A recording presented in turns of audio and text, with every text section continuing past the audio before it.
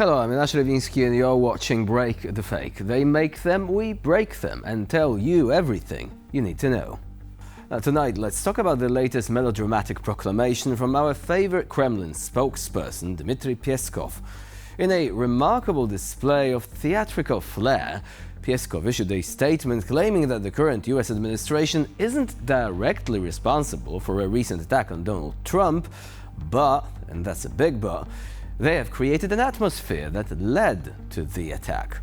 Yes, you heard that right. According to Peskov, after numerous attempts to eliminate Trump from the political stage using legal tools, courts and prosecutors, and after trying to politically discredit him, it was obvious to all outside observers that his life was in danger. I mean, how could it not be? Силовых методов военной силы. Теперь, по сути, насилие перенесено внутрь страны. Мы совсем не думаем и не считаем, что попытка устранения кандидата в президенты Трампа была организована действующей властью. Но атмосфера, которая была ею создана, этой администрацией была создана в ходе политической борьбы, атмосфера вокруг кандидата Трампа,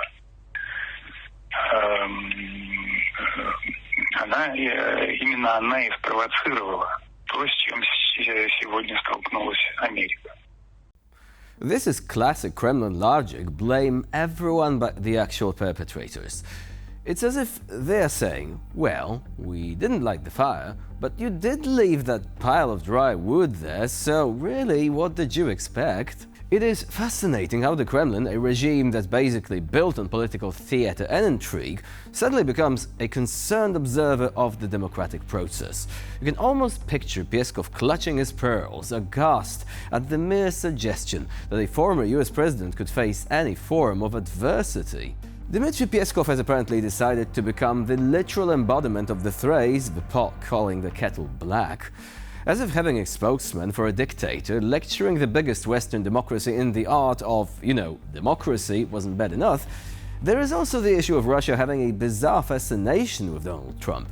We're not going to go into debates about whether it's more than skin deep and whether there is genuine reciprocity there.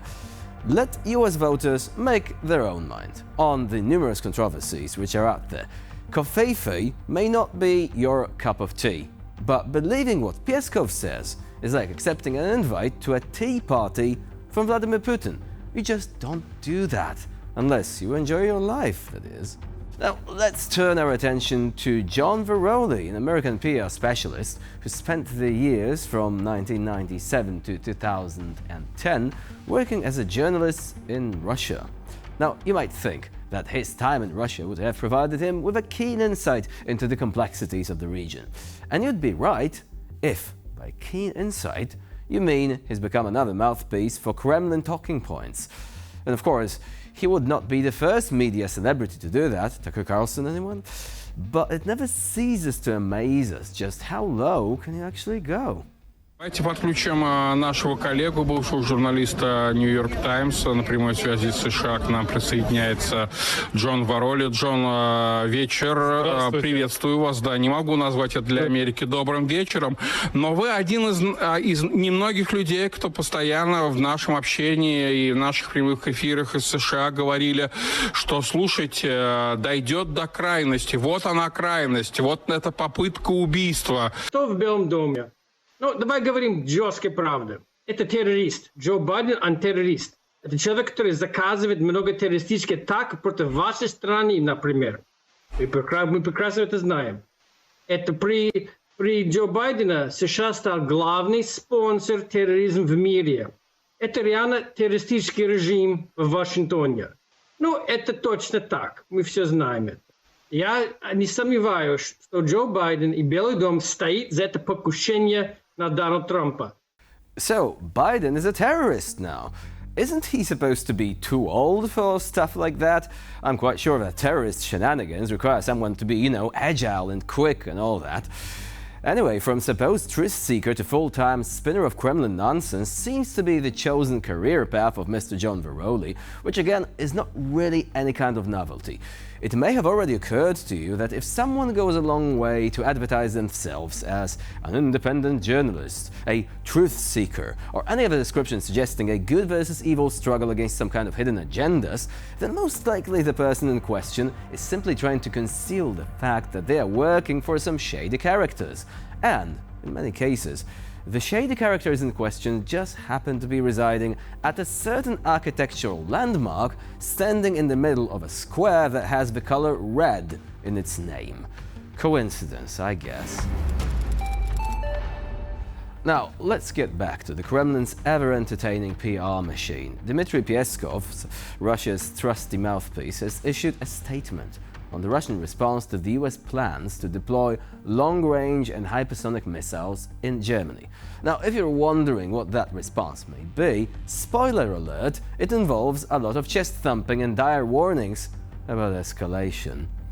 Peskov, in his trademark style, warned that such a move by the US would be met with a proportionate and powerful response.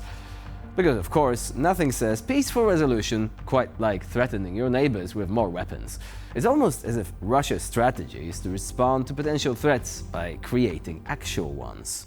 Размещение этих ракет, в том числе и гиперзвуковых ракет, нам придется тоже такие ракеты направлять в ту сторону, я так понимаю. Конечно, это же всегда была такая, знаете, парадоксальная ситуация. Соединенные Штаты размещали такие ракеты, разного вида ракеты, разной дальности, но традиционно направленные на нашу страну. Наша страна, соответственно, в качестве цели определяла для наших ракет эти европейские точки. И вот парадоксальная ситуация. Америка продолжает зарабатывать деньги, Европа находится в прицеле наших ракет, наша страна в прицеле американских ракет, находящихся в Европе. Мы уже все это проходили, это все уже было. У нас хватает потенциала для того, чтобы сдерживать эти ракеты, но потенциальной жертвой являются столицы этих государств. Ну, вам тут многие скажут, что то противостояние закончилось распадом Советского Союза в итоге. И Европа сейчас трещит по швам. Для Европы сейчас не лучшее время, поэтому в разных конфигурациях повторение истории неизбежно. Подозреваю, вы точно... So, if you haven't subscribed to the Zarubin channel yet, you're missing out on the cutting edge of state-sponsored drama. Get the news faster than everyone.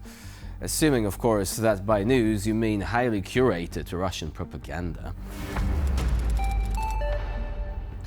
And now, just a story for you not to forget how cynical the Russians can be.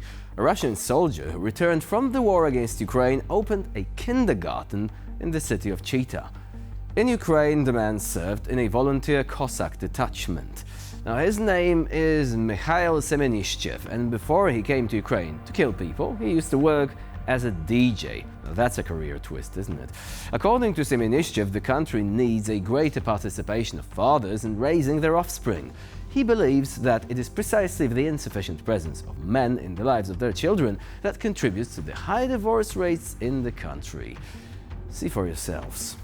Я сейчас активно лоббирую идею о том, что сейчас нужно сделать упор на полную семью. У нас, к сожалению, с какого-то момента стал такой гендерный перекос на мам. И упустили роль отца. И выросло некоторое поколение мальчиков, которые не совсем осознают свою роль в семье, как отцов. И из-за этого сейчас 80% разводов.